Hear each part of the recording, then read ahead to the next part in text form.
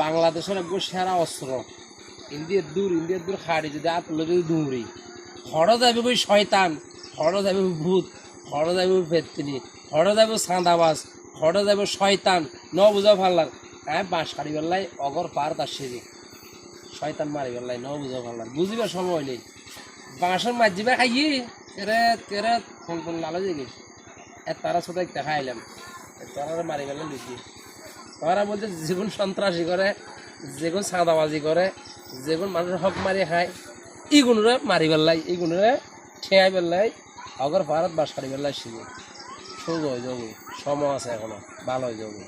ভালো হইতে বুঝানো লাগে নইলে বাঁশ লই যাই এসা ভিডিও দিম যে না বুঝা পারলাম তো মানে তো বুঝন করিবি।